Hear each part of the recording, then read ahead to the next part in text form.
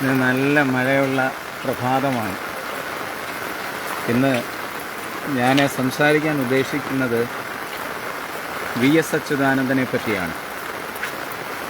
1923 ജനിച്ച് 2025 കാലഘട്ടം വരെ ഏകദേശം 101 വർഷം അദ്ദേഹം ഈ ഭൂമിയിൽ ജീവിച്ചു.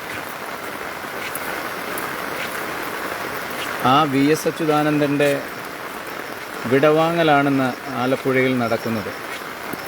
യഥാർത്ഥത്തിൽ അദ്ദേഹത്തിൻ്റെ രാഷ്ട്രീയ ജീവിതം വലിയ ഒരു സംഭവ ബഹുലമായിരുന്നു.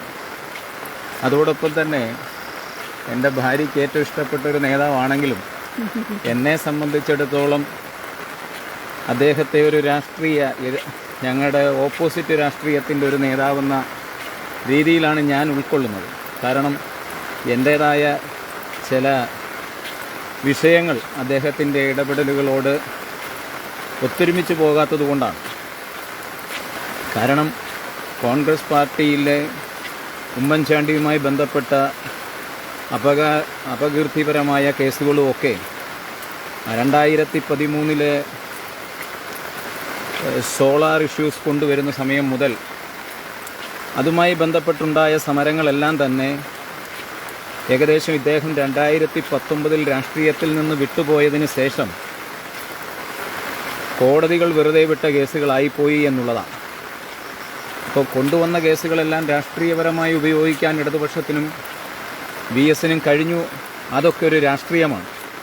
ഉമ്മൻചാണ്ടിയെ സംബന്ധിച്ചിടത്തോളം എനിക്ക് ചിന്തിക്കാൻ കഴിയുന്ന അദ്ദേഹം ഒരു മനുഷ്യസ്നേഹിയും ജനങ്ങളുടെ വിഷയങ്ങളിലൂടെ ഇടപെട്ട് രാഷ്ട്രീയത്തിൻ്റെ മുഖ്യധാരയിലേക്ക് ജനങ്ങളുടെ ഹൃദയത്തിലേക്ക് ഇറങ്ങി വന്ന ഒരു മരണവുമാണ് അദ്ദേഹത്തിന് ലഭിച്ചത്. എന്നാൽ വി.എസിനെ സംബന്ധിച്ചിടത്തോളം അദ്ദേഹം കർക്കശമായ നിലപാടുകളുള്ളൊരു കമ്മ്യൂണിസ്റ്റുകാരനായിരുന്നു. 1923 ജനിച്ച അദ്ദേഹം 1935 ഈ കയർ തൊഴിലാളിയായിട്ട് ആലപ്പുഴയിൽ കുട്ടനാട് പ്രദേശത്ത് അയാൾ ആലപ്പുഴയിൽ വർക്ക് ചെയ്യുന്നത്. അങ്ങനെ അവിടെ വെച്ചായിരുന്നു അദ്ദേഹത്തോട് സഖാവ് കൃഷ്ണപിള്ള തൊഴിലാളി പ്രസ്ഥാനങ്ങളെ നോക്കുന്നതിന് വേണ്ടി അദ്ദേഹത്തെ ഏൽപ്പിക്കുകയും അദ്ദേഹത്തിൻ്റെ, ഞാൻ അവിടെയാണ് പറഞ്ഞത്, കണിശക്കാരനായ ആ പ്രസ്ഥാനത്തിൻ്റെ കമ്മ്യൂണിസത്തിൻ്റെ ആശയം ഉൾക്കൊണ്ടുകൊണ്ട് എന്ന് പറഞ്ഞാൽ യഥാർത്ഥത്തിൽ അന്ന് CPM ഒന്നും ഇല്ല, അതൊക്കെ അറിയാമല്ലോ. CPI നിലപാടുകൾ, അതായത് അത്തരത്തിലുള്ളൊരു രാഷ്ട്രീയം അദ്ദേഹം അവിടെ വളർത്തി. പക്ഷേ തൊഴിലാളി പ്രസ്ഥാനങ്ങൾക്കിടയിൽ വലിയ പ്രതിസന്ധികൾ അന്ന് മുതലാളിമാരെടുത്തിട്ട് ഇടിക്കുമായിരുന്നു, ഇത്തരത്തിലുള്ള രാഷ്ട്രീയക്കാരെ, ഗുണ്ടകളെ വെച്ച്. അങ്ങനെ അത് ഉൾക്കൊള്ളാൻ കഴിയാതെ പലരും ഈ സമരത്തിൽ നിന്ന്, ഈ പ്രസ്ഥാനത്തിൽ രൂപീകരണത്തിൽ നിന്ന് വിട്ടുപോയപ്പോഴും ഈ ഒരു കയർ തൊഴിലാളി എന്ന രീതിയിൽ അവരെ സംഘടിപ്പിക്കുന്നതിന് കുട്ടനാട് ഇദ്ദേഹം ശക്തമായ നിലപാടുകൾ സ്വീകരിച്ച് നിന്നിരുന്നു കേട്ടോ. എന്നാൽ 1946 കാലഘട്ടം പുന്നപ്ര വയലാർ സമരം നടക്കുന്നത്, അതിൽ ഇദ്ദേഹം ഒളിവിൽ പോകുന്നു എന്നുള്ളതാണ് പിന്നെ വാർത്ത. 1952 ആയപ്പോഴത്തേക്ക് ഇദ്ദേഹം ആലപ്പുഴയിലെ ആ ഒരു പഴയ CPI നിലപാടുകളുണ്ട്. അന്ന് 1956 ഇദ്ദേഹം ആലപ്പുഴ ജില്ലാ സെക്രട്ടറി ആവുക. അന്ന് CPI ആണെന്ന് ഞാൻ പറഞ്ഞല്ലോ. അപ്പോൾ 1957 ഈ പാർട്ടിയുടെ തന്നെ സംസ്ഥാന സെക്രട്ടേറിയറ്റ് മെമ്പർ ആകുന്നുണ്ട്. എന്നാൽ 1964 പാർട്ടി പിളർപ്പുണ്ടായി. അന്ന് 32 പേര് ഈ പാർട്ടി വിട്ട് പുറത്തു വന്നു. മനസ്സിലാവുന്നു? ആ 32 പേരിൽ ഒരാൾ ഈ വി.എസ്. ആയിരുന്നു. അത് മാത്രവുമല്ല, ഈ 32 പേരുണ്ടല്ലോ, ഇവരിൽ അവസാനമായി മരിക്കുന്നത് ഇദ്ദേഹമാണ്. എല്ലാവരും മരിച്ചുപോയി. അങ്ങനെ ഈ സംഘടനയിൽ അദ്ദേഹത്തിൻ്റെ നാൾ വഴികളാണ് ഞാനിപ്പോൾ പറഞ്ഞത്. എന്നാൽ 1989 മുതൽ 91 വരെ ഇദ്ദേഹം CPMൻ്റെ സെക്രട്ടറി ആയിരുന്നു. മനസ്സിലാവുന്നു? പിന്നെ അദ്ദേഹം പ്രതിപക്ഷ നേതാവായി മാറുന്നുണ്ട്. പക്ഷെ 1996 അതായത് അന്ന് ഇദ്ദേഹം മുഖ്യമന്ത്രിയാകുന്ന അന്ന് മുഖ്യമന്ത്രിയാകുമെന്നുള്ളൊരു ഇതൊക്കെ ഉണ്ട്. കാരണം അന്ന് ഇയാൾ ജ്വലിച്ചു നിൽക്കുന്നൊരു നേതൃത്വമാണ്. ആരാ? വി.എസ്. അപ്പോൾ 96 പക്ഷേ അദ്ദേഹത്തിൻ്റെ തട്ടകമായ മാരാരികുളത്ത് തോക്കുക. യഥാർത്ഥത്തിൽ മാരാരികുളത്ത് പാർട്ടി ശക്തമായുള്ള സ്ഥലമാണ് ആലപ്പുഴ. പക്ഷേ CPM ശക്തമായിട്ടുള്ള ആലപ്പുഴയിൽ VS തോറ്റുകൊണ്ടേയിരുന്നു. അമ്പലപ്പുഴയിൽ അയാൾ 1965 മത്സരിക്കുമ്പോഴും തോറ്റു. മാരാരികുളത്ത് 2 പ്രാവശ്യവും തോറ്റു. മൊത്തത്തിൽ 10 പ്രാവശ്യം മത്സരിച്ച് ഈ 10 പ്രാവശ്യത്തിൽ 3 പ്രാവശ്യം തോറ്റുപോയി. അത് 3 ഈ ആലപ്പുഴയുമാണ്. മാരാരികുളത്ത് 2, അമ്പലപ്പുഴയിൽ 1. എന്നാൽ ഈ 96 കാലഘട്ടത്തിൽ ഇയാൾ തോറ്റപ്പം കാര്യങ്ങളെപ്പറ്റി പഠിച്ചു. മനസ്സിലായോ? CPM എന്ന് പറയുന്ന പാർട്ടി പല സമയത്തും VS എന്ന് പറയുന്ന വ്യക്തിക്കെതിരായിരുന്നു. അദ്ദേഹം ഒറ്റയാൾ പോരാട്ടങ്ങൾ നടത്തിയിരുന്നത് പാർട്ടിക്ക് വളരെയേറെ ചോദ്യം ചെയ്യലുകൾ ഉണ്ടായിട്ടുമുണ്ട്. പാർട്ടി ദുസ്സഹമായ സാഹചര്യങ്ങളിൽ യാത്ര ചെയ്യേണ്ടി വന്നിട്ടുണ്ട് ചില ഇടപെടലുകൾ കൊണ്ട്. പക്ഷെ പിൽക്കാലത്ത് അത് പാർട്ടി ഗുണമായി മാറുകയും ചെയ്തു. അതോടൊപ്പം തന്നെ പോരടിച്ച് നിന്നെടുത്തൊക്കെ ഒരൊറ്റയാനെ പോലെ നിന്ന് വളർന്നു വരാൻ അയാൾക്ക് കഴിഞ്ഞു. അപ്പോൾ അങ്ങനെ ഇദ്ദേഹം കോൺഗ്രസ് 2001 അധികാരത്തിൽ വരുന്നു. അപ്പോൾ അന്ന് പ്രതിപക്ഷ നേതാവായി മാറുകയാണ്. മനസ്സിലാവുന്നു? എന്നാൽ 2006 എൻ്റെ കറക്റ്റാണെന്നോ 2006 നടന്ന തെരഞ്ഞെടുപ്പിൽ 2006 നടന്ന തെരഞ്ഞെടുപ്പിൽ എന്ത് ചെയ്തു? ഇദ്ദേഹം മലമ്പുഴയിൽ പോയി. മലമ്പുഴയാണ് ഇദ്ദേഹത്തെ സഹായിച്ചത്. 4 പ്രാവശ്യം മലമ്പുഴയിലെ ആരായിരുന്നു? ഇദ്ദേഹം MLA ആയിരുന്നു. പാലക്കാട് ജില്ല ഇദ്ദേഹത്തെ നെഞ്ചിലേറ്റി. തൊഴിലാളി പ്രസ്ഥാനങ്ങളും ഇദ്ദേഹത്തിൻ്റെ കൂടെ നിന്നു. മനസ്സിലാവുന്നു? ഈ 2006 പക്ഷേ ഇദ്ദേഹത്തിന് സീറ്റ് കൊടുത്തില്ല CPM. അത് പിടിച്ചു വാങ്ങിയതാണ്.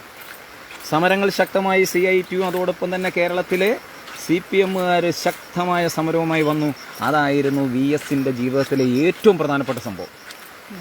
എക്കാലത്തും പ്രതിപക്ഷ നേതാവായിട്ട് ഏറ്റവും കൂടുതൽ നാളിരുന്ന മനുഷ്യൻ എന്ന രീതിയിൽ പുറത്തു പോകേണ്ടിയിരുന്ന VS അച്യുതാനന്ദൻ 2006 സീറ്റ് തിരിച്ചു കൊടുക്കുക. എവിടെയാണെന്നറിയാമോ? മലമ്പുഴയിൽ.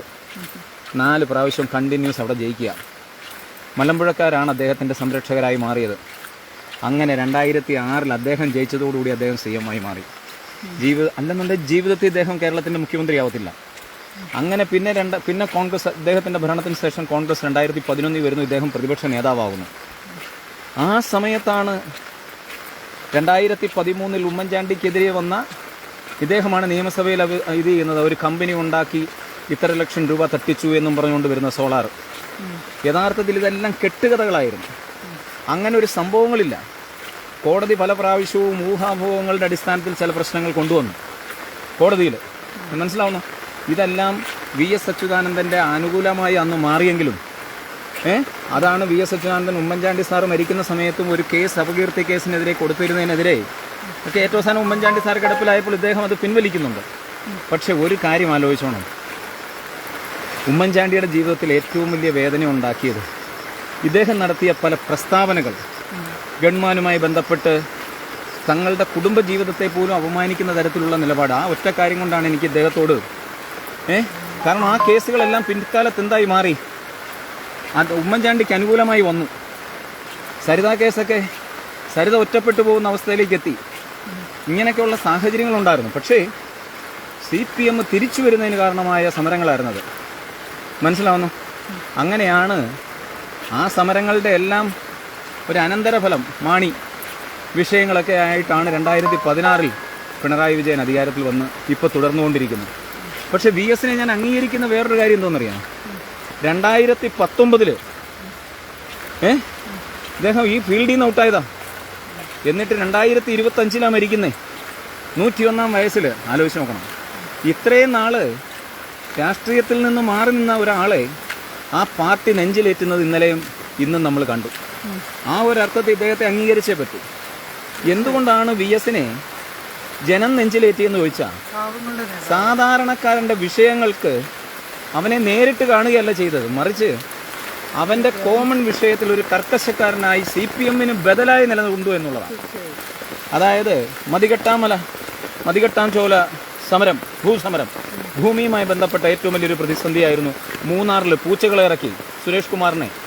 പക്ഷേ ഇതെല്ലാം ആലോചിച്ചോണം. അതുകൊണ്ട് തന്നെ പ്ലാച്ചിമട, കൊക്കക്കോള, ഈ സമരങ്ങളിലൊക്കെ നീലകണ്ഠനൊക്കെ ഇറങ്ങുന്ന CPMൻ്റെ അടിത്തര ഉണ്ടെങ്കിലും ഇവിടെയെല്ലാം എന്നൊക്കെ VS എന്ന് വിസിറ്റ് ചെയ്തോ അന്നൊക്കെയാണ് എന്ത് സംഭവിച്ചത്? ഈ പാർട്ടിയുടെ ഉണർവുണ്ടായി, പാർട്ടിയിലോട്ട് സാധാരണക്കാരന് വിശ്വാസം വർദ്ധിച്ചു. അപ്പം ഇദ്ദേഹത്തിൻ്റെ ഇടപെടലുകളെല്ലാം തന്നെ ആ സമയത്ത് അക്കേന്ദ്രത്തിൽ ഇരിക്കുമ്പോഴല്ലേ പണ്ട് ആലപ്പുഴയിൽ കയർ തൊഴിലാളികളെ ബലാത്സംഗം ചെയ്ത് അങ്ങനെ ഒരു പോലീസ് മർദ്ദനമൊക്കെ വരുന്നത്, ബലാത്സംഗം പീഡനം നടക്കുന്നത്. ഇതൊക്കെ അദ്ദേഹം നിയമസഭയിൽ ടെലഗ്രാമിലൂടെ അവതരിപ്പിച്ച ഒരാളാണ്. അങ്ങനെ ജനങ്ങളുടെ വിഷയങ്ങൾ ചർച്ച ചെയ്യപ്പെട്ടു. പക്ഷെ ഇതെല്ലാം എന്താണ്? CPM യഥാർത്ഥത്തിൽ ഇതിനെതിരായിരുന്നു. എന്നാൽ ഇദ്ദേഹം നിലപാടുകളെടുത്തത് പല പ്രശ്നങ്ങളും, ഇപ്പോൾ കമ്പ്യൂട്ടർ വിഷയത്തിലായാലും സ്വാശ്രയ കോളേജുകളുടെ വിഷയത്തിലൊക്കെ ആണെങ്കിലും ഇദ്ദേഹം എടുത്ത നിലപാടുകൾ പിൽക്കാലത്ത് തെറ്റാണെന്ന് ഇതിരുന്നു. പക്ഷെ ആ സമയത്തെല്ലാം പാർട്ടിയെ കൂടെ നിർത്താനും എങ്ങനെ പാർട്ടിയിൽ അണികൾക്കൊരു ജീവൻ കൊടുക്കാൻ ഇദ്ദേഹത്തിന് കഴിഞ്ഞു. അതിൻ്റെ ഒരു പ്രസരിപ്പാണ് എന്ത് ചെയ്യുന്നത് ഇപ്പോഴും കണ്ടുകൊണ്ടിരിക്കുന്നത്. മനസ്സിലായോ? ഇപ്പോൾ ഇദ്ദേഹത്തിന് കിട്ടുന്ന ഈ മഴയത്തും ഉമ്മൻചാണ്ടിക്ക് ജനം കിട്ടിയതെന്ന് പറഞ്ഞാൽ അത് ആ പേഴ്സണൽ ബന്ധങ്ങളാണ്. മനസ്സിലായോ? അദ്ദേഹത്തിനോടുള്ള മനസ്സ് തുറന്ന ആ ഒരു വികാരം, അതൊരു വേറൊരു അണപൊട്ടി ഒഴുകുന്ന ഒരു ജനസാഗരമായിരുന്നു. അതെന്താണെന്ന് ചോദിച്ചാൽ ഇദ്ദേഹത്തിൻ്റെ സൃഷ്ടി, ഇദ്ദേഹം നടത്തിയ ഇടപെടലിൻ്റെ അനുരണങ്ങൾ ഇങ്ങനെ കിടക്കുകയായിരുന്നു. അത് ജനങ്ങൾ ഏറ്റെടുത്തുകൊണ്ടാണ് ഇപ്പോൾ എന്ത് സംഭവിച്ചത്? ഇത്തരം ഉണ്ട്. ഇങ്ങനെ ശക്തമായി അയാൾ സാധാരണക്കാരൻ്റെ ഇടയിൽ ഉണ്ടായി എന്നുള്ള തോന്നലല്ല, CPM-ലെ നിൻ്റെ അപ്പനെ പോലെ ഉള്ളവർക്ക് മനസ്സിലായേ? അവർക്കൊക്കെ എന്ന് പറഞ്ഞാൽ VS ഒരു യഥാർത്ഥ കമ്മ്യൂണിസ്റ്റുകാരൻ. അത് അന്നേരം ഒരു പത്രത്തിൽ എഴുതിയിരുന്ന കണ്ടില്ലായിരുന്നു? അതായത് യഥാർത്ഥ കമ്മ്യൂണിസ്റ്റുകാരൻ ഇവിടെ മരിക്കുന്നു. പക്ഷെ കൈരളി വെച്ച് അലക്കി എന്തോ പറഞ്ഞു, കൈരളി അതെന്ത് പറഞ്ഞ്, അതല്ല കുഞ്ഞുങ്ങൾ പോലും ഇന്ന്. പക്ഷെ ആ ഇൻ്റർപ്രിട്ടേഷൻ ഒന്നും വില പോകില്ല. കാരണം എനിക്കറിയില്ല ഇനി പിണറായിയുടെ കാലഘട്ടമൊക്കെ ഇതുപോലെയുള്ള വിടവാങ്ങലുണ്ടാവുമോ എന്ന് പറയാൻ പറ്റത്തില്ല. കാരണം പിണറായി പക്ഷേ പാർട്ടിക്ക് ഇവരെല്ലാം രാഷ്ട്രീയപരമായിട്ട് ജനങ്ങൾക്ക് എന്ത് ചെയ്തു എന്നല്ല, ഇവർ ആ സംഘടനയെ നിലനിർത്തുന്നതിനെടുക്കുന്ന റിസ്ക് ഉണ്ട്, അതിലവർ വിജയിച്ചിട്ടുണ്ട്. ഉമ്മൻചാണ്ടി ജനഹൃദയത്തിലുമുണ്ട്. നമ്മൾ കണ്ടിട്ടുള്ളതിൽ കേരളത്തിലെ പ്രധാനപ്പെട്ട മരണങ്ങളിൽ EK നയനാര്, K കരുണാകരൻ, ഉമ്മൻചാണ്ടി, അതിൽ VS അച്യുതാനന്ദനും കടന്നു വന്നിരിക്കുക. കാരണം ഇതെന്ന് പറഞ്ഞാൽ പ്രതികൂല സാഹചര്യമുള്ള മഴയാണ്. ഈ സമയത്ത് ഈ അതിരാവിലെ ഇപ്പോൾ എവിടെ എത്തിക്കാണും? കരുനാഗപ്പള്ളി കഴിഞ്ഞാണോ, അല്ലെന്നുണ്ടെങ്കിൽ ഹരിപ്പാടങ്ങാണ് എത്തിക്കാണും. അപ്പോൾ അത്തരത്തിലുള്ള ഒരു മരണത്തിൻ്റെ സഹയാത്രികരല്ല, മരണത്തിനോട് അത് വിടവാങ്ങലിൻ്റെ ഒത്തുചേരലിന് ഇത്രയും ജനം വന്നത് അദ്ദേഹത്തിൽ ജനത്തിനൊരു വിശ്വാസം ഉണ്ടായിരുന്നു എന്നതുകൊണ്ടാണ്. മനസ്സിലായോ? അങ്ങനെയുള്ള VS അച്യുതാനന്ദനെ പറ്റി നമുക്ക് തിരിച്ചു കാണാം. മഴ ഭയങ്കരമാണ്. അങ്ങനെയുള്ള VS അച്യുതാനന്ദനെ ഒന്ന് ഓർക്കാതിരിക്കുന്നത് ഉചിതമല്ല. മനസ്സിലായോ? കേരളത്തിലെ ഏറ്റവും കൂടുതൽ കാലം പ്രതിപക്ഷ നേതാവായി ഇരുന്ന ആളാണ് ആര്? VS അച്യുതാനന്ദൻ. ഇനി അത് മാറ്റാൻ പറ്റുമെന്ന് തോന്നുന്നില്ല. രണ്ടാമത്തെ കേസ് 82-ാമത്തെ വയസ്സിൽ ഏറ്റവും പ്രായം കൂടി, മനസ്സിലാവുന്നു? അന്നാണ് അയാൾ 2006 82-ാം വയസ്സിൽ അദ്ദേഹം എന്തോയി? കേരളത്തിൻ്റെ മുഖ്യമന്ത്രിയായി. MLA, കേരളത്തിൻ്റെ മുഖ്യമന്ത്രി. മനസ്സിലാവുന്നു? അപ്പം ഇങ്ങനെയൊക്കെയുള്ള കുറേ കാര്യങ്ങൾ അദ്ദേഹം ഈ പ്രകൃതിയോട് ചേർന്ന് നിന്ന, മനസ്സിലായോ? അതുപോലെ തന്നെ പുന്നപ്പറ വയലാർ സമരത്തിൻ്റെ ഭാഗമായ CPM-ൻ്റെ പിളർപ്പിൻ്റെ കാലഘട്ടത്തിൽ പിളർപ്പിനോട് കൂടെ നിന്ന് ആ CPM-നെ ഉണ്ടാക്കിയ 32 പേരിൽ ഒരാൾ എന്നൊക്കെയുള്ള കുറേ കാര്യങ്ങൾ ഇദ്ദേഹം അവസാനിപ്പിച്ചിട്ടാണ് ഇപ്പോൾ പോകുന്നത്. മനസ്സിലായോ? അതുപോലെ തന്നെ പാർട്ടിയിൽ ഏറ്റവും കൂടുതൽ വിമത സ്വരമായി നിന്നതും എന്നാലും പാർട്ടി അണികൾക്കിടയിൽ ഒരു വ്യക്തിപ്രഭവമുള്ള ഒരു നേതാവെന്ന രീതിയിലും ഞാൻ അദ്ദേഹത്തെ എൻ്റെ എതിർപ്പുകൾക്കിടയിലും ഒരു കോൺഗ്രസ്സുകാരനെ സംബന്ധിച്ചിടത്തോളം മറക്കാൻ പറ്റാത്ത, അതാണ് ഫേസ്ബുക്കിലൊക്കെ പലരും എന്ത് ചെയ്യുന്നത്, ആ കമൻറ്റുകൾ ഇടുന്നത്. വളരെയേറെ വേദനകൾ കോൺഗ്രസ് പ്രവർത്തകൻ്റെ ഹൃദയത്തിലേക്ക് തീക്കനലുകൾ വാരി എറിഞ്ഞ VS-ആണ്. മനസ്സിലായോ? എന്നിരുന്നാലും നമ്മൾ എന്ത് ചെയ്യുന്നില്ല, ഈ സമയത്ത് അദ്ദേഹത്തിൻ്റെ ആത്മാവിന് നിത്യശാന്തി നേരുകയാണ്. കാരണം മരണം പലതും മായ്ച്ചു കളയും. മനസ്സിലായോ? അപ്പോൾ അദ്ദേഹത്തിൻ്റെ ദേഹവിയോഗത്തിൽ ഞാൻ എൻ്റെ അനുശോചനം അറിയിക്കുന്നു. നിനക്കോ? അനുശോചനമാണ് തീർച്ചയായിട്ടും. എന്തെങ്കിലും ഇവിടെ വടയുണ്ടോ എന്നൊന്ന് നോക്കട്ടെ.